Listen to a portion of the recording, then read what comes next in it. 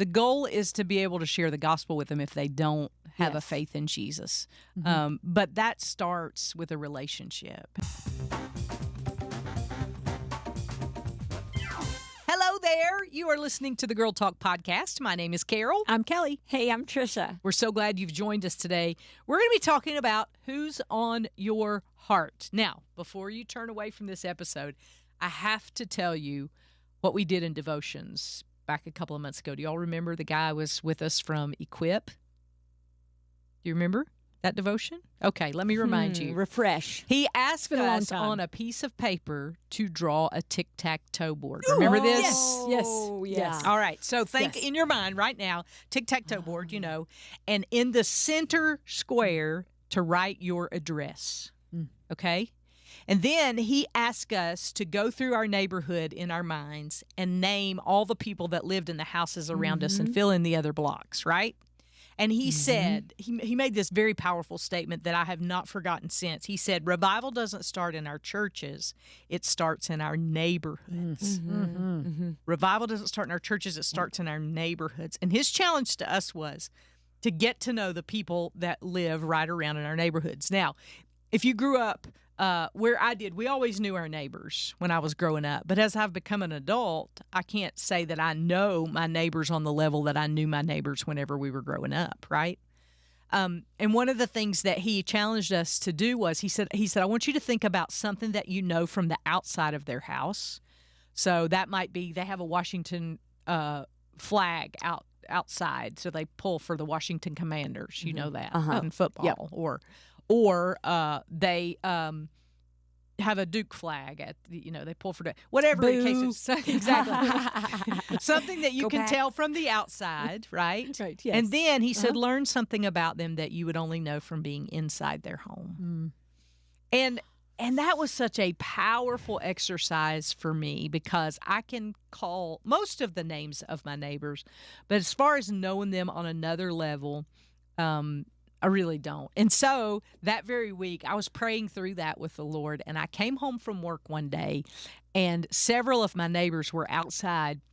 We had it was right before it got really cold, and they had had our landscaping service cut some trees for us, so cut some limbs off trees that were kind of hanging over the road. They cut them, but they didn't haul them off, and so they were working. Two couples in particular were working to try to load those up on a truck and haul them off. And I got home, and I didn't have anything going on, so I put on my clothes and I went out and I started helping. And it was so cool to just spend a little time with those two couples, and they're one couple, both of them are retired. Another couple, one of them's retired, and just to be able to talk with them. And one lady, her mom had been struggling, and she had been going to take care of her mom. And so just learning those little bits and pieces that maybe I didn't know beforehand was so powerful. And it was right after that devotion, and I thought, you know what, I really want to be more intentional about getting to know my neighbors and loving my neighbors well. Yeah, I remember that devotion now, and I remember how powerful it was because I felt really good because I was able to fill in all of the 8 blocks around my house and say, I know their name. I know there was one husband's name I didn't know, but I knew their names. I knew something from the outside and I knew something from the inside. Way to go. And the reason why was because just a week or two earlier, we had a neighborhood potluck party. And so I was able to go, okay, this woman across the street, I know that she makes cheese. Like that's her thing. She makes cheese. Wow. So I know that from the inside of her house. And she invited me to make cheese with her sometime. And I was like, well, now how cool would that be to go and meet a neighbor and learn to make cheese? So it was such a good reminder to me that getting out there with our neighbors and being present with them, not blowing off the neighborhood potluck because you really don't. I don't really want to go meet anybody else. Right. Tired. But actually, whatever. I'm going to go and I'm going to meet my neighbors and I'm going to know their names and I'm going to know what they like to do. And it's going to make the experience richer for me living in that neighborhood. Yeah. That's so good. Yeah. Well, Now I can't wait to go make cheese with her. That's we, right. We haven't scheduled it Can yet. I have but some cheese? That's I right. love cheese. Well, and y'all get A's. Yeah. Well, I know last year or a year ago, back in the fall, we had Helene, and our neighbors became really important. Yeah. And I know your neighborhood did something that was really cool. Tell us about that experience. Yeah, we did. We set up food get-togethers, like all throughout the street, up and down the street. Different people would host. Because you didn't have power. None of us had power. A few people had generators here and there, but up and down the street, people would hold, come on over to our house. We're cooking, we're grilling, or we're just taking it out of the refrigerator or whatever. And enough people kind of got together. We had like 4 of those down the street. And the hope was that we would keep those relationships going. But the reality is we haven't as much. Although I do know my neighbors a lot more than I did before that happened. And we still talk and say hello. And I know one particular neighbor, we pray for each other. I have friended her on Facebook, and that all happened from Helene. Yeah. So, and I remember that devotion as well. And I feel like God has put on my heart to host a neighborhood party. I did that 2 years ago, right at New Year's Day. I like gave out invitations up and down my street just to the people right around us. Maybe the first, like maybe 6 people around us, and only one person came. But that was really nice. Yeah. She came, our across the street neighbor, and we were able to get to know her a little bit, and she had just moved recently. But God's put that on my heart again to try to do something like that because it is so powerful. One of my neighbors is a pastor. He has a dog that he's named after A.W. Tozer. It's Tozer, Pastor Jazz and Tozer. So that's really fun. Got to know his mom and different things like that. So there is such a richness in the people that are around us. And, I sometimes I think just when I get home, I'm like letting everything down. I'm done. I'm going to put my pajamas on. I'm done pouring out. I'm not going to talk to anybody. I'm going to watch the Great British Baking Channel or whatever. I like that show too. But it's a good show. It's a good show. But I mean, there's an opportunity to really love on people that you get to know so often. I walk my dog twice a day, so I see people all day long, waving at them. What if I was able to speak into their life more? Yeah. And so our challenge to you is this year to maybe do that exercise. Draw yourself a tic-tac-toe board. See who you can name, who lives around you. Explain that tic-tac-toe board. Okay, so you just two lines up and down, 2 lines across, side to side, right? Also known as a hashtag. Hashtag, for our younger people. Hashtag, that's right. A pound sign for those that are older. The old school home phone. Yes. In the center block, you put your address, whatever your address is, and then you start naming your neighbors, the people that live around you. And it just is such a good exercise to and he was even telling us about a grid that one of his friends keeps. And he said, whenever I see them out somewhere, I was like, hey, what's going on? Or how's your daughter doing? Who's gone away to college? Or, what's going on with your job. I saw you been gone a lot. Are you working out of town? What's going on with that? That things like that. He had kept that up in his house, and he would just make little notes on it so that all along the way. I have a retired school teacher that lives across from me, and I always had such great respect for her when I was in school. I never had her for a class, but she was an excellent teacher, and she lives across from me now. And then there's another lady who lives in my neighborhood who she's one of those people that you barely see her out of her house. She just closes her windows and her blinds, and she doesn't come out very often. And so what would happen if I just began to pray for her? Oh, I love it. Just intentionally. That's so good. I know, and I'm not as good about this as I want to be, but I know people who prayer walk their neighborhoods. And as they walk the dog or whatever, they pray for the person as they pass by their house. I could do that today. And that's a powerful thing that doesn't take any preparation. It's just, and you don't even have to have a pet. You can just walk around your neighborhood and pray. I did that during COVID.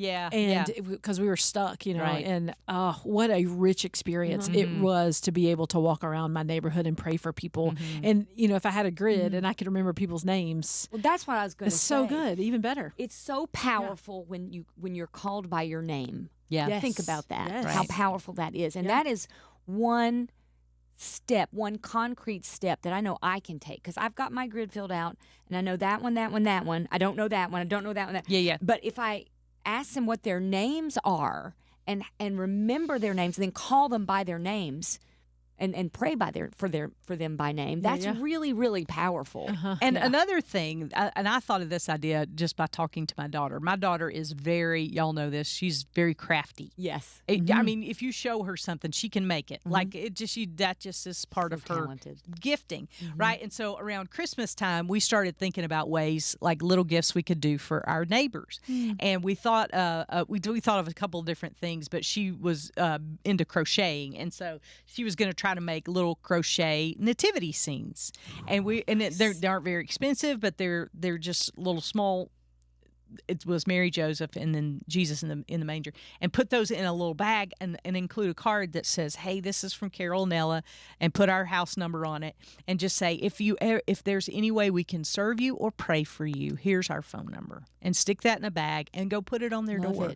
I love that. Yeah, and so we have been brainstorming ideas that we could do, just little ways that you could reach out to your neighbors, and just to say, hey, we're here if you need anything. I have some elderly neighbors who don't get out as much as they used to, and I'm one in particular neighbor. I'm his tech support and all other things too. And I love me some Frank. That's so fun. And I get the opportunity to talk to him, on a regular basis. What a joy. It is. It's a joy. And especially with I miss my parents so desperately, but having those relationships with older people who can speak into your life, who don't even realize they're doing it. Yeah. It gives them value, and it also, there's such a treasure trove of wisdom that they speak. And even if you're just fixing their TV or, making sure their clock says it's the right time. That's one of the things I've loved about my neighborhood. It's so culturally diverse. We have got a wide variety of people. I got to know this one couple that's originally from Cuba, and they're in their 80s, or he's in his 80s. I think she's a good 10 years younger. And just to hear his story. So we walked around the neighborhood some when it was warmer, and he would tell me all kinds of stories about growing up in Cuba and moving here from Cuba and what that was like, and what it's like now to be an older man watching America, and it's just so fascinating to get to talk to our older generation and hear their stories of things that we will never ever experience because our lives have been so incredibly different. And what a great way to share the gospel. Absolutely. We got to have some faith conversations as we walked around the neighborhood. Because he's of a different kind of faith, different kind of background. But he would tell me all kinds of great things about what he believed, and then I would tell him what I believed, and we would have some, try to find common grounds, and just interesting. Interesting thing. And I'm a better person for it. Yeah. I'm a richer, and I would love to do that with more folks in my neighborhood, because there's such great fun stories and different, just like I said, different cultures all together. Sure. I'd love to know my neighbors better. Can we start talking about how to do that? Because, what are you going to go ring their doorbell? Like, if you don't. So, I'm just curious how we would start something like this. Yeah. I think it could start with a little gift of some sort. Like cookies or something? Or a $5 gift card to Starbucks or a coffee shop, a local coffee shop somewhere. You're talking my language. Or, at Christmas time, because I love coffee, a lot of people get me those little sampler bags of coffee. Have you seen those? They're like little mini bags. 2-ounce bags or whatever. Yeah, we've got. And I thought, man, that would be great just to stick a candy cane on that, maybe, or a hot chocolate, a packet of hot chocolate and a note. I think anything that you can think of, that it doesn't have to be hot, because I'm not a baker or anything like that, but anything that you can think of that, hey, you know what, that would be a nice treat. It would make somebody smile today, even if they don't like sweets or they don't eat that or they're whatever. And then take it to them.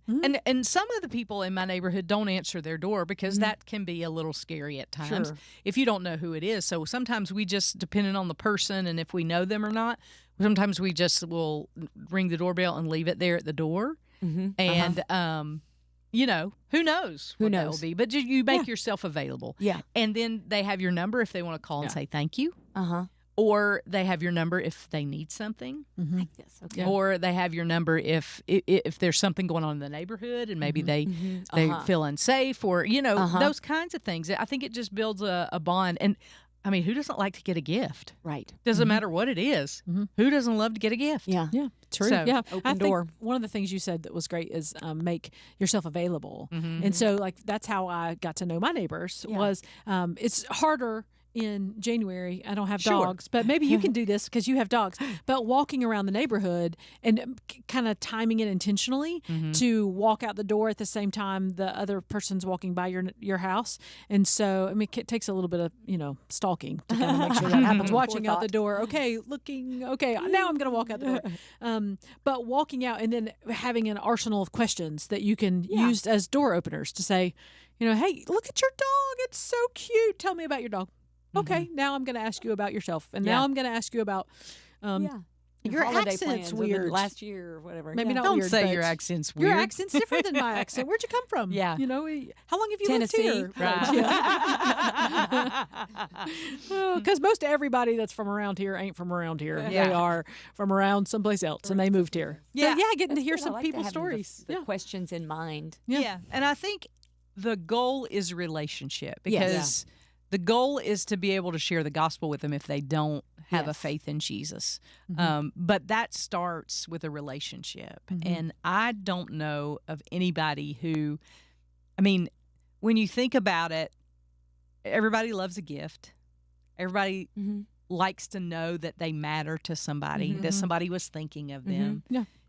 I mean, all the things that you would like, somebody else would like. Even, like I say, even if they don't like cookies or if they don't, drink hot chocolate, somebody took the time to think about them and to make sure that they matters. knew. And that matters. And I think in the world in which we live, where loneliness is at an all-time high, I don't think you're going to, and maybe you don't even ring the doorbell. Maybe you just leave it on their door, just as kind of saying, we were thinking about you and we're here. If you ever need anything, here's my number. And those kinds of things, I think, go a long way, especially in this culture, in this day and time. I have another good idea. Okay. This is something I think you might loving actually this. do. I'm really So, excited. People have Ring cameras. Yeah. I think you need to come up with your own little choreography that you come up and you ring the doorbell or not ring the doorbell. It doesn't matter because it's still going to catch your video. Yeah. And you just create a little Christmas video or a little New dance? Year's video, a little, something that's like. There's all sorts of those on the internet you can Oh, find. really? Oh my goodness, they're hysterical. I There's just this came one to bring guy. you cheer. This one guy That's comes. funny. Yeah, this one guy comes over love it. and tells like dumb dad jokes, and he's hysterical. Oh, And then there's another one wow. I follow. I think they're on Instagram, and it's these two guys, and they lead worship on this guy's front doorstep every day. Well, not every day, but their videos That's posted. so most. funny. It is. It's hysterical because they do a whole thing. And it doesn't have to be anything elaborate, but it can just be to make somebody smile. So it's like Christmas caroling, but in January. Right. But with different music. Right. So you're just Yeah. singing whatever. Yeah. You're doing a little choreography. Okay. Interpretive Little dance. praise I like dance. it. Little praise dance. There yeah. you go. Can do that. Yeah, Yeah. I mean, they'll definitely talk about you. Yes. Yeah. Or you could make up a song about your neighborhood. You'd like to do parody songs. Yeah, I could. That does stimulate the brain. I like it. You might end up in a restraining That's order. right. Will but- y'all come get me if I'm We'll rescue you. We'll That's pay right. your If I bail. need a new place to live, a That's new right. neighborhood. That's right. We want to ship this one out. Yeah. You've been voted out of the neighborhood. That's right. We'll keep the dog. That's The right. owner goes. That's right. Well, hey, if you have ideas, things that have worked for you, we'd love to hear all about them. Let's share ideas. Let's encourage one another, with the goal being to build relationships with your neighbors so that you can share Jesus with them. That is the goal of everything we do here at the Girl Talk Podcast. We want to encourage you in your walk with Jesus. So if you've got a way that you can share that with your neighbors, we'd love to hear all about it. You can email us at girltalk@thelightfm.org. You can also get in touch on the Facebook page, the Girlfriends of the Girl Talk Podcast page. Whew, that's a mouthful, isn't it? You did it, though. Hey, and don't forget, like and subscribe when you listen to this podcast. Leave a comment. That just helps more people get to know the Girl Talk Podcast, and the whole goal of that is so they'll meet Jesus. So if you'd help us with that, we certainly would be appreciative. And you know what? We're going to save you a seat next time we gather around these microphones for the next Girl Talk Podcast.